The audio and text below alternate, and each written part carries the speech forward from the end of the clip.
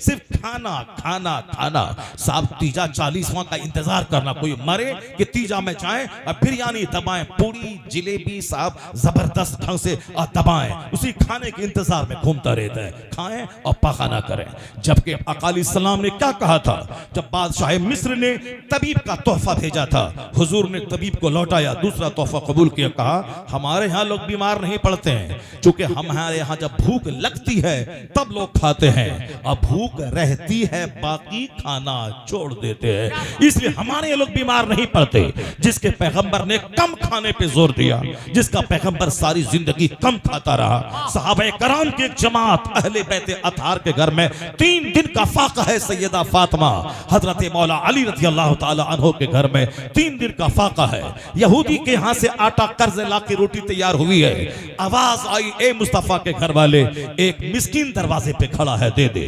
पानी पी के इफ्तार है, सारी रोटियां उठा के मिस्कीन को दे दी गई। दूसरे दिन रोजा है, फिर इफ्तार के टाइम में कोई आया, काफे नबी के घर वाले साहब एक यतीम दरवाजे पे खड़ा है, सारी रोटियां उठा के दे दी गई। फिर तीसरा रोजा चालू है, पानी पीकर अब फिर बाकी मांदा आटे से रोटी तैयार हुई है, इफ्तार के लिए बैठे हैं, दरवाजे पे एक कैदी आ गया। नबी के घर वाले, एक कैदी दरवाजे पे हाजिर है। आसमान में धूम मच गई, ये मुस्तफा के घर वाले हैं, 3 दिन से फाका है, रोजे से हैं, और सारी रोटियां जो कर्ज लाके बनाई गई हैं उसको यतीम, मिस्कीन और कैदी को दे दी गई। ऐसे यह लोग होते हैं जो दूसरों की भूख को अपनी भूख पर तरजीह देते हैं, दूसरों की जरूरतों को अपनी जरूरत पर तरजीह देते हैं। कुरान की आयत नाजिल हुई, वयुतइमूना तआम अला हुब्बिही यतीमों व मिस्कीनों व असीरा, ये यतीम, मिस्कीन और कैदी को खिलाते हैं नबी के घर वाले। और खिलाने के बाद ये नहीं कहते हैं कि तुम मुसीबत में मेरा काम आना, मेरे घर में झाड़ू लगा के देना, अगर नहीं देगा फिर तुमको खाना नहीं खिलाएंगे। जैसे हम किसी मिस्कीन को खिलाया, इफ्तार करवाया, मुंतजिर रहते हैं कि हमारा घर का कोई काम कर दे, नहीं किया तो दोबारा इसको सदका फित्र नहीं देंगे। ये हम जैसे जलीलों का ये काम है, वो नबी के घर वाले हैं। क्या कहते हैं, इन्नमा नुतइमुकुम लिवजहिल्लाह ला नुरीदु मिनकुम जज़ाअन वला शुकुरा, हम सिर्फ अल्लाह की मोहब्बत में तुझको खिलाते हैं, अल्लाह से शुक्रिया भी तेरी जबान से सुनना नहीं चाहते। इसका सारा बदला हम रब्बे करीम से कयामत के दिन तलाश करेंगे। ये है नबी के घर वाले जो भूखे रहकर गरीबों को खिलाते हैं। हम लोग सिर्फ खाने और पकाने में लगे हैं। साहब वलीमा का खाना है, आधी तेरी आधी मेरी, एक एक प्लेट 2-2 हजार रुपए की है, आधा खाया आधा फेंका। अपने घर में आधा केजी गोश्त मटन लाया और अपने घर के 10 लोग मिलके खा लिए, और वलीमा में गए तो 1 केजी गोश्त अकेले खा रहे हैं, लंगर में गए तो 1 केजी गोश्त अकेले खा रहे हैं। और साहब अपने घर में एक सेब के काट के 5 लोग खा लिए, और वलीमा में गए तो वहां सेब आधा खाया आधा फेंका, बिस्किट आधा खाया आधा फेंका, रसमलाई आधी खाई आधा फेंका। ये क्या है, रिस्क की तबाही और बर्बादी बता रही है। आने वाला वक्त, आने वाला फाके का वक्त आ रहा है, गुर्बत का टाइम आ रहा है, जब ताने ताने को लोग तरसेंगे। जैसे सोमालिया में रिस्क की बर्बादी हुई तो अल्लाह ने वो दिन दिखलाया, सोमालिया के लोग सब एक कटोरा लेकर लाइन में लग के यूएनओ की तरफ से जो खाना बट रहा था उसके लेने के लिए बड़े बड़े जमींदार लोग पड़े हुए हैं, लाइन में लगे हैं, घंटों बैठ के इंतजार कर रहे हैं। खाना बट रहा है, 2 मुट्ठी खाना मिल जाए ताकि मैं खा के अपनी भूख मिटाऊं। जहां रिस्क की बर्बादी होती है अल्लाह ताला रिस्क वहां से छीन लेता है। इसलिए हुजूर ने कहा था, रोटी की इज्जत कर, जिस कौम से रोटी रूठ जाती है दोबारा उस कौम में नहीं आती है। बस काफिरों की तरह खाना, काफिरों की तरह चल चल के खाना, काफिरों की तरह लिबास, काफिरों की तरह जोकर की तरह बाल, काफिरों की तरह मर्द का सीने साथ सोने का चैन, सोने की अंगूठी, औरतों का जींस टी शर्ट पहन के आवारा की तरह दूसरों का मुंह देखना, 10 मर्दों को सेना की दावत देना, ये काम कुफार और मुशरिकीन का हो सकता है। मुसलमान की बेटी मुसलमान के बेटों का नहीं, क्योंकि उसके यहाँ कोई मॉडल नहीं है। इसीलिए वह लोग कभी किसी करीना को देखें, कैटरीना को देखें, अमिताभ को देखें, अजय देवगन को देखें, क्रिकेटर को देखें, हॉकी खेलने वाले को देखें, किसी नाचने वाली को देखें। हमारे लिए मॉडल अल्लाह ने मुस्तफा को बनाया है, मुस्तफा के घर वालों को बनाया है। हमारे लिए मॉडल मुस्तफा के अहले बैत है। हुजूर कहते हैं मेरे सहाबा सितारों की तरह है, जिसकी पैरवी करेगा राह रास्त पाएगा। ये अहले बैत कश्ती नूह की तरह है, अहले बैत पे सवार हो जा। तुम्हारे दरमियान 2 चीज छोड़ के मैं जा रहा हूं, एक कुरान और एक अहले बैत। कुरान पढ़ना यह थ्योरी है, अहले बैत उस पर प्रैक्टिकल में अमल करके दिखाता है। कुरान ने कहा गरीब मिस्किन को खिला, अहले बैत ने गरीब मिस्किन को खिला के प्रैक्टिकल में करके दिखा दिया। कुरान थ्योरी है, अहले बैत प्रैक्टिकल करता है। तो अहले बैत से मोहब्बत कर ताकि जीने का शऊर मिले, कुरान पढ़ ताकि नजरिए हयात मिले, मुस्तफा को देख तो मुस्तफा को आइडियल मॉडल बना, उनकी नकल कर, उनकी पैरवी कर, उनकी सुन्नतों पे चल। औरतें मुस्तफा की बेटी फातिमा ज़हरा को मॉडल माने, पर्दे में रहे। कुरान कहता करना फी बयूते कुन्ना वला तबर्रजना तबर्रुजल जाहिलिया, ए मुसलमान औरतों अपने घर में ठहरी रहो, जाहिलियत के दौर की तरह आवारा औरतों की तरह मारे मारे मत फिरो, तुम घर में रहो, बरकत होगी, रहमत होगी, इज्जत होगी, नेक औलाद पैदा होगी। ऐसा नहीं होगा कि माँ आवारा फिरती रहे और बेटा कुतुब हो जाए, अब बाप लुच्चा लफंगा रहे, काफिरों की तरह जिंदगी गुजारे और बेटा शरीफ नमाजी हो जाए। जिस तरह आम के पेट से कटहल नहीं निकलता, खेत से गेहूं के वहां से चावल नहीं होता, उसी तरह माँ बाप अगर बुरे हो कभी कोई अच्छा कुतुब अब्दाल बच्चा पैदा ना होगा। क्योंकि जब माँ हुई थी फातिमा ज़हरा और बाप हुए थे मौला अली, तब बेटा शहीदों का सरदार हसन और हुसैन पैदा हुआ। जब बाप हुए अबू सालेह मूसा जंगी दोस्त और माँ हुई सर से लेके पानी तक, सर से लेके पांव तक नेकी का पुतला, तब बेटा क़यामत तक के वलियों का सरदार अब्दुल कादिर जिलानी की शक्ल में पैदा हुआ। जब बाप हुए मुफ्ती नकी अली खां और माँ हुई तहज्जुद गुजार, तब बेटा अहमद रजा खां पैदा हुआ। और जब बाप हुए मुफस्सिर आज़म हिंद और माँ हुई तहज्जुद गुजार, अपने ज़ेवरात को बेचकर मंजर इस्लाम की तनख्वाह के मुदर्रिसिन की तनख्वाह दिलाने वाली, तब बेटा 10 करोड़ मुरीदों का मुर्शिद अख्तर रजा खां अज़हरी ताजु शरिया बन के पैदा। नारे तकबीर, नारे रिसालत, फैज़ाने गौसे आज़म, दरगाहों पे आला, दरगाहों को मेला बनाना छोड़ दे। औरतें सिर्फ गिरह बांध के रख लें, जब जुमा के लिए मस्जिद में नहीं जा सकती हो जो आला इबादत है, फिर मेला में जाने का परमिशन किस इस्लाम ने दे दिया? फिर मज़ार पे जाने का परमिशन किस इस्लाम ने दे दिया? ईद और बकरीद की नमाज जब औरतों पे वाजिब नहीं है, जो साल में 2 नमाज बड़ी जबरदस्त नमाज होती है, तो फिर इन औरतों को मेला में जाने का परमिशन किसने दे दिया? शौहर के जिम्मे है महर की रकम, शौहर के जिम्मे है नानो नफका, शौहर के जिम्मे है अपनी औरत को कायदे से रिहाइश का इंतजाम करना, खुराक का इंतजाम करना। अगर तुम हमारी बीवी माँ का पाँव न दबाए, माँ के कपड़े न धोए, उस पर फर्ज वाजिब नहीं है। वो मेरे लिए है, मेरी माँ है, मैं माँ का पाँव दबाऊं, मेरी माँ है, मैं माँ का कपड़ा धोऊं, उसकी माँ नहीं है। अगर वो धोती हैं तो एहसान है, वरना अगर वो न धोती हैं तो उसके लिए कोई गुनाह नहीं है। अब कोई हम दबाव भी नहीं बना सकते हैं। ये सारी इज्जतें औरतों को दी गई हैं। तू घर में रानी बन के रहा, शौहर 5 लाख 10 लाख 2 लाख जो महर की रकम है वो देगा, तीनों टाइम जो भी खाना शौहर खाएगा वो खिलाएगा, अच्छा कपड़ा तुझको पहनाएगा। घर में अलग माँ के साथ नहीं रहना चाहते हो तो शौहर पे लाजिम है अपनी बीवी का इंतजाम अलग से कर दे, वो तुम्हारी माँ के साथ रहने के लिए मजबूर ना हो, उसको अलग इंतजाम कर दें। ये सारी इज्जत इसीलिए है ताकि तू मुत्तकी बन के रहे, परहेजगार बन के रहे, पर्दे में रहे, ताकि तेरी कोख का बच्चा आवारा नहीं, मुत्तकी परहेजगार बन के समाज का एक अच्छा फर्द बन सके। मगर ये क्या तमाशा है साहब, घर से बाहर निकलना, लोगों को साहब आवारा बनाना, साहब बाजार की जीनत बढ़ाना, मेला ठेला करना। मर्द पे लाजिम है कि वाज की महफिल में जाए और जो सुने वो अपने घर की खवातीन को आके बता दे। औरतों का वाज की महफिल में आना भी दुरुस्त नहीं है। जब जुमा की नमाज के लिए जाना दुरुस्त नहीं है तो वाज की महफिल में आना कैसे दुरुस्त है? उसके लिए पर्दा, पर्दा इल्लत है, पर्दा, पर्दे की वजह से आज उर्स के मौके पर क्या होता, मीटिंग पॉइंट, 5 लड़का आया 5 लड़की को लेके भागा। साहब मेला में ही होता है साहब, औरतें हैं 90%, मर्द हैं 10%। अब वहां मिलने की जगह पहले हम दूसरों की मजम्मत करते थे। जब औरतें कहती थी मैं पूजा करने तुझसे मिलने के बहाने में मंदिर आ गई, आज वही काम हमारे यहाँ हो रहा है कि तुझसे मिलने के बहाने में मजार पे आ गई। मजार पे आने का नाम मतलब है मिलने का बहाना। साहब 2 4 10 केसेस आ रहे हैं, इसलिए आला हजरत ने कहा था 4 हाथ मजार से दूर रह, फातिहा पढ़, बगैर हाथ लगाए वापस हो जा।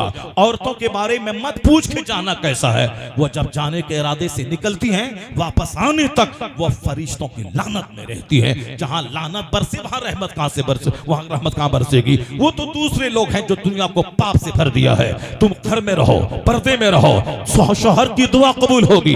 अगर तू बेपर्दा रही तो शौहर खाने काबा के अंदर दुआ करे, उसकी दुआ रद्द हो जाएगी। इसलिए कि जिस तरह हराम खाने वाला वह खिलाफे काबा थाम के दुआ करे, उसकी दुआ कबूल नहीं होती। दुआ की कबूलियत के लिए हलाल ग़िज़ा शर्त है। और वो हदीस पाक का मफ़हूम है कि जिस कौम की औरतों के पायल की आवाज अजनबी मर्दों के कान में जाए, उस कौम के मर्दों की दुआ को अल्लाह रद्द कर देता है। तो तू अगर घर से बाहर निकली, अजनबी मर्दों की आंखों की जीनत बनी, तो तेरा मर्द अगर हज को भी जाएगा तो तेरे मर्द की दुआ रद्द हो जाएगी। अगर तू हराम खाएगा तो काबा में जाके दुआ करे, खिलाफे काबा थाम कर दुआ रद्द हो जाएगी। अगर तुझ पर हज फर्ज नहीं है तो हज के लिए बेचैन मत हो जा। नमाज फर्ज है, रोजा फर्ज है, इसको अदा कर। जब माल नहीं है तो ज़कात फर्ज नहीं है, जब माल नहीं है तो हज फर्ज नहीं है, तो नमाज पढ़ता नहीं है, उम्रा के लिए बेचैन है, नमाज नहीं पढ़ रहा है और हज के लिए बेचैन है, मदीना जाना है, मदीना जाने के लिए बेचैन मत हो जा। मदीने वाले मुस्तफा की बात मान, मस्जिद जा, नमाज़ें पंजगाना बाजमात अदा कर। जो फर्ज नहीं है उसके लिए बेचैन है, और जो फर्ज है उसको छोड़ रहे हैं। यह ख्वाहिश शैतानी ख्वाहिश है। इसलिए नमाजी अगर मदीना जाने की तमन्ना पाल रहा है, यह जबरदस्त ख्वाहिश है। जो फर्ज है अदा कर रहा है, और जो फर्ज नहीं है उसके लिए रब से भीख मांग रहा है, लोगों से कर्जा नहीं ले रहा है, लोगों से भीख नहीं मांग रहा है। अगर हज फर्ज नहीं है तो हज के लिए बेचैन मत हो जा। नमाज़े पंजगाना मस्जिद में जाके पढ़। हलाल खा के मोहल्ले की मस्जिद में अगर दुआ मांगेगा तो हराम खा के जो दुआ काबा में कबूल ना हो, हलाल खा के मोहल्ले की छोटी सी मस्जिद में दुआ मांगेगा, कबूल हो जाएगी। क्या बात है हज़रत, वाह वाह वाह, सुभान अल्लाह सुभान अल्लाह। रुक जाएगा। इस्लाम में वो दम है, वो ताकत है कि मरते दम तक इसका कानून पुराना नहीं होता है। इस्लाम का कानून मरते दम तक पुराना नहीं होगा। इस्लाम का ज़ाब्ता मरते दम तक जिंदा और ताबिंदा रहता है। अब जरा गौर से सुनिए, आका इस्लाम की हदीस पढ़िए, सरकार दो जहां का कानून पढ़िए। कुरान की सिर्फ एक बात सुन लीजिए। सुनेंगे आप लोग गौर से? सुनेंगे गौर से? भागेंगे तो नहीं आप लोग? भागेंगे तो नहीं आप लोग? एक बार हाथ उठा के जोर से ला इलाहा इल्लल्लाह मुहम्मदुर रसूलुल्लाह सल्लल्लाहु अलैहि वसल्लम। जिस दुनिया ने नमाज छुड़वाया, जिस दुनिया ने हमको अपने उसूल का खून करवाया, जिस दुनिया की मोहब्बत में हम तबाह बर्बाद हो गए, जिस दुनिया की मोहब्बत में हमें कायदे से मस्जिद में 2 रकात पढ़ने का मौका नहीं मिलता होता, ये दुनिया है क्या चीज? बस सिर्फ कुरान की एक आयत सुन लीजिए और हुजूर की 2-3 हदीस में सुनाता हूँ। इस कदर सरकार ने दुनिया की मजम्मत की। हुजूर का गुलाम तो दुनिया के पीछे पागल होकर आखिरत बर्बाद नहीं करेगा, लेकिन क्या करें, जिस माहौल में आप रहते हैं, जिसने सारी जिंदगी दुनिया को तलाक दिया, उनके आस्थाने पे दुनिया की भीख मांगी जा रही है। जो ईरान में पैदा होने के बाद हिंदुस्तान आए, 97 साल की लंबी जिंदगी पाई, न जमीन खरीदी, न मकान बनाया, न बहुत सारा प्लॉट जमा किया, उस गरीब नवाज के आस्थाने पे दुनिया मांगने के लिए ताला बांधा जा रहा है, मिन्नतों का धागा बांधा जा रहा है। जहां हमें जाके सजदे का शऊर लेना था, जहां हमें गुनाहों से सच्ची तौबा करने का जज्बा लेना था, जहां हमें दीन की खातिर वतन छोड़ने की स्पिरिट लेनी थी, जज्बे हिजरत, जहां गुनाह आम हो जाए उस जमीन को छोड़ देना चाहिए, मगर हमने वहां जाके मकान, दुकान, बेटा, फॉर्च्यूनर, इनोवा क्रिस्टा, BMW, जागवार, यही हमने किया गरीब नवाज के आस्थाने पे। और गोंडा लखीमपुर का वहां जाता है अजमेर बाबा फॉर्च्यूनर। तो अब दौलत इतनी सस्ती आजकल हो गई है कि साहब मुसहर, छांगड़, संथाल, जो समाज का गिरा हुआ तबका, वो भी फॉर्च्यूनर पे चल रहा है। अब ये वहां से फॉर्च्यूनर दूसरों का लूटा, जमीन का बरोकर दलाल बना, बिकी हुई जमीन को दोबारा बेचा, कब्जा किया, 10 घंटे की मिल के बेचा, 2 करोड़ रुपए हुए, 55 लाख में फॉर्च्यूनर खरीदा, दौड़ के अजमेर पहुंच गया, चाबी फेंका गरीब नवाज के पांव में, कहा बाबा पिछले बार मैं आया था, आपने मेरी बात सुन ली, फरियाद, देखिए फॉर्च्यूनर लेके आया हूं, चाबी कदम में डाल दिया। वो तो बाबा कब्र में लेटे हुए हैं, जिंदा हैं, सब तमाशा देख रहे हैं। वो दुनिया अलग है, ये दुनिया अलग है। अगर बाबा अगर सिस्टम पे अमल नहीं करें तो कब्र से निकल के 2-4 तमाचा मारे उसको। अब बोले हमने बोला था कि जाके डकैती करना, फॉर्च्यूनर खरीद के आना, हमने बोला था कि दूसरों की जमीन पे कब्जा करके बेच करके फॉर्च्यूनर लेके आना, हराम कमाई लेके आए हो। तो गौसे आजम थे, गौसे आजम के पास बादशाह बगदाद ने सोने चांदी की पोटली का तोहफा पेश किया। आपने कहा नहीं लूंगा। कहा हुजूर लेना होगा। कहा नहीं लूंगा। कहा हुजूर हलाल माल है लेना होगा। कहा नहीं लूंगा। जब जिद करने लगा तो गौसे आजम ने पोटली को निचोड़ा, वहां से खून टपकना शुरू हो गया। खून टपकने लगा और क्या कहा, अगर शरीयत की रोक मेरी जबान पे नहीं होती तो मैं बता देता कि तू क्या खा के आया है, क्या घर में छोड़ के आया है। अगर शरीयत की लगाम मेरी जबान पे नहीं होती तो मैं इस खून को छोड़ देता बहने के लिए, वहां तक जिस गरीब का माल लूट के तुमने तोहफा पेश किया है, यह खून गरीबों का उनके घर तक छोड़ देता जाने के लिए। यह सरकार गौसे आजम का जलाल था। बादशाह सहम सा गया कि सोने की पोटली से खून बहना शुरू हुआ। कोई कुछ नहीं बोलता है। मजार में तो बुजुर्ग लेटे हुए हैं, वो जिंदा हैं मगर सारा तमाशा देख रहे हैं। जो लोग वहां हाजिरी देने के लिए जाते हैं, 10 रुपए का बताशा लेके गए और 10 करोड़ की मुराद मांग रहे हैं। 10 रुपए का शकरपाला लेके गए, अब 50 करोड़ की जमीन की भीख मांग रहे हैं। बाबा मालदार बना दीजिए। इसी इंतजार में मुसलमान तबाह हो बर्बाद हो गए।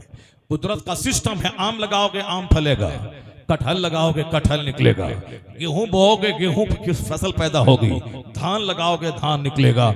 ऐसा नहीं कि लगाएं धान जाए अजमेर, बाबा बासमती धान की जगह पे जबरदस्त हीरे जवाहरात निकल जाए, नहीं होगा। आम का पेड़ लगाए चले जाएं बरेली, बाबा आप तो चादर का रंग बदल देते हैं। हमारे आम के पेड़ से सेब निकाल दीजिए। बाबा आप तो जो चाहें सो कर सकते हैं, क्योंकि मुराद लेने के लिए बंदा बहुत लंबी चौड़ी तमहीद बयान करता है। बाबा आप हिंद के राजा हैं, आप साहब गौसे बगदाद हैं। बाबा आप चाहें तो ये हो जाएगा वो हो जाएगा।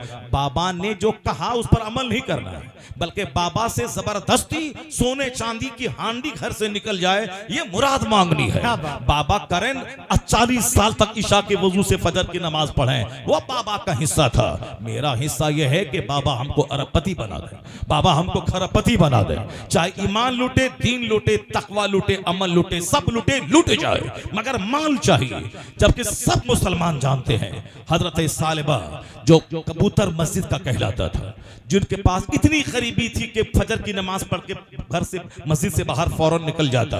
हुजूर ने पूछा जल्दी जाने की वजह क्या है? कहा सरकार एक ही कपड़ा है, मैं पहन के नमाज पढ़ने के लिए आता हूँ, घर लौट के बीवी को जाके देता हूँ, वो उस कपड़े को लपेट के, चादर लपेट के वो नमाज पढ़ती है। बोला, रोना शुरू कर दिया। कहा सरकार ने कि सब्र करो सालिबा। क्या मतलब? हुजूर के कहने का मतलब यही था, ये दुनिया तो पानी का एक बुलबुला है, आखिरत समंदर है, बस थोड़ा सा सब्र कर ले। दुनिया का 100 साल 1 मिनट है, 1 मिनट कष्ट झेल ले ताकि महासंख्यों बरस का आराम तेरा इस्तेकबाल करे। मगर हम जैसे लालायित और बेचैन लोगों को 1 मिनट का आराम चाहिए। चाहे खरबों साल आग में जले, चाहे वहां चमड़ी उधड़ जाए, चाहे खरबों साल आग में जले, वो चलेगा। अभी दुनिया में चाहिए गाड़ी, अभी दुनिया में चाहिए अच्छा कपड़ा, अभी दुनिया में चाहिए अच्छा खाना।